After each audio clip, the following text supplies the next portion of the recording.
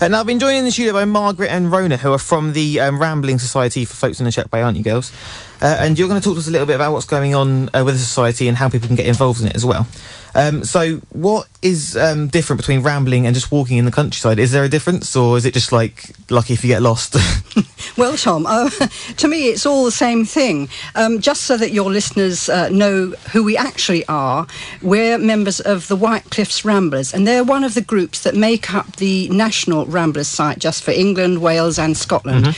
And our actual ground that we cover for our members runs from Thanet right round to Romney Marsh, isn't that right, Rona? That's right, yes, right through to Dungeness. Oh, wow. So quite a broad area then. Oh, yeah. Oh, fantastic. So what does the society do? Do you take part in activities and challenges, or are you just like a place where people can socialise and go and walk? Well, I think actually it's a mixture.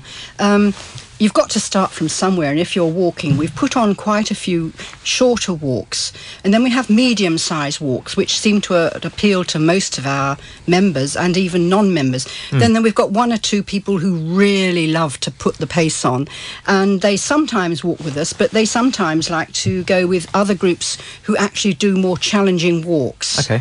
Like the long-distance walkers. Yeah. That's another, you join what suits you, really. Fantastic. And it is fantastic, because not only do you walk, you have the opportunity for lots of friendships, new friendships, which is great. Yeah. Fantastic. Right, now, how many people are involved in the society in Folkestone itself? How many do you think, Rona? Oh, gosh, in Folkestone, it's hard to tell, because the people we see out on our guided walks are not always our members. Okay. Because a lot of people join because of their support for the charitable work that we do. And they walk on their own or walk with their friends, and we never see them. But the people we see out and about on our Thursday and Sunday walks, I would say, there's about 10 or 12 of us from Folkestone. But of course we then come across people from Thanet and Dover and whoever else, so there's a lot of invisible members.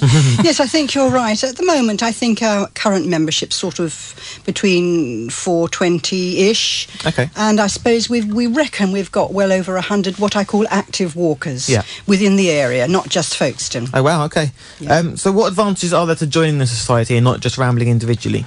Well, one of the great advantages, you're much less likely to get lost, of course, because every walk has a leader who has done some sort of training, can read a map, knows the pitfalls of where you're walking, and it's fantastic because you get out on footpaths you would never normally see or even contemplate. Oh, wow, okay.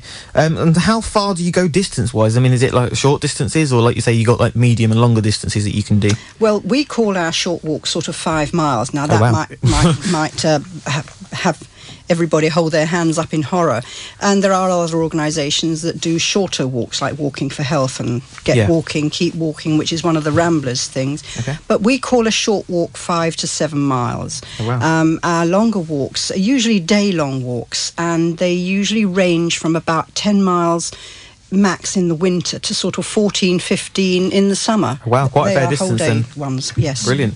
Right, we're going to play a song or two just now, and then we'll come back and talk into a few more questions. Thank you very much. Now, Margaret and Rona are still here in the studio, and they're going to answer a few more questions for us as well. So whereabouts can you suggest some good places for rambling in Folkestone? Rona, I'm going to give this one to you, because we actually live in the area. Well, that's right. Well, the obvious place, we're called the White Cliffs Ramblers, and the obvious place to go is up on the White Cliffs in the right time of year. We walk all the year round, but up on the cliff in the summer, it's brilliant. Okay. And all the countryside around is really pretty.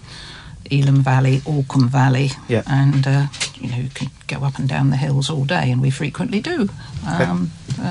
Very good. And as soon as the bluebells come out, of course, beautiful. Rock Hill for the snowdrops, and then if you join the Ramblers, we'll take you there. Wow, okay. Right time of year. Yeah, brilliant. And what do you have to stick to particular footpaths, or can you just like roam about on like particular people's fields, farmers, things like that? Well, I know people do these sort of things, but in fact we do try and keep very much to the countryside code, which means that you only walk on designated public footpaths.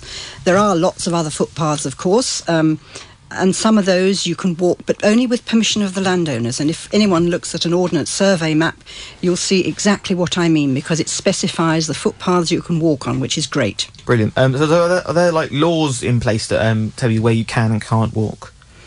If you're talking about land generally, there was a very important act that came into being in the 2000s called the Crow Act, which gives people the right to roam on particular types of land. Okay.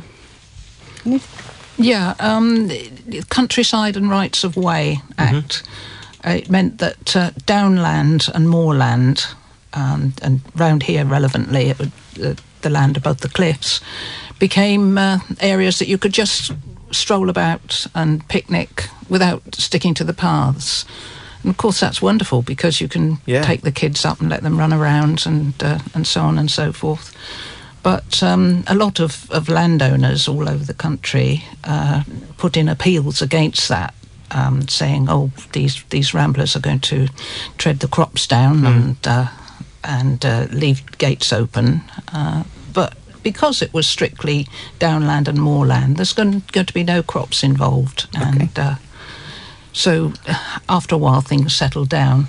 Brilliant. And there was a recent local story about rambling and landowners, wasn't there? Can you elaborate more on that for us? Well, indeed there was, yeah. A gentleman up at Capel bought some land, and it was he claims that he didn't look at the map when he bought it, and he didn't realise that it was open access land under the Countryside and Rights of Way Act. And he fenced it all in because he wanted to excavate and find some ancient monuments underneath the ground. Oh, wow.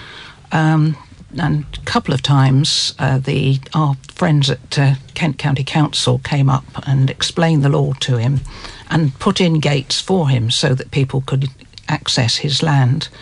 And on both occasions he immediately tore the gates out and put heaps of earth behind one of the gates. So that case has recently gone to court, and he's been told by the magistrates that within 50 days he must reinstate the gates and allow people to access his land. Okay. Right, and do landowners ever stop you from rambling, like, on or around their land? I suppose, I don't think it's ever happened to me personally, but it does happen occasionally, but only if people don't observe the countryside and respect it, basically. Of course. And is there any other societies in the area or nationally that work with, like, charities to preserve footpaths and things like that? Well, the Ramblers is the only charity in the country who actually actively pursue the rights of the individual and people at large in keeping all our public footpaths open for everyone to use. We're the only charity that actually has that as one of our aims and objectives. Fantastic. So that's why it's important. Of course, yeah. And is there a charge to join the society? Yes, I mean, after you've walked several walks and decided you like a particular group, we have individual and joint membership. To tell you the truth, I can't remember the exact price. Can you remember, Rona? It's £30+ a year, I think, for an individual membership. It's not a tremendous... Well, for 365 days a year, that's not bad at all. Well, that's right, yeah. I don't think so either. It's slightly less than the RSPB and other organisations like the National Trust. We think we're very good value for money. Yeah, definitely. And how can people get in contact with you if they want to join the society? Look online. The easiest way is to find our website, which is kentramblers.org.uk. Okay. And all the details are there. Otherwise, they can write to our secretary, who is, I don't want to really give her name out on the radio, but the best thing is to look at our website, and the contact details, either telephone or by email, are on it. Okay, brilliant. Thank you very much, ladies. It's been brilliant having you in this afternoon and to hear more about the White Cliffs Rambling Society. Thank you very much. Thanks for having us.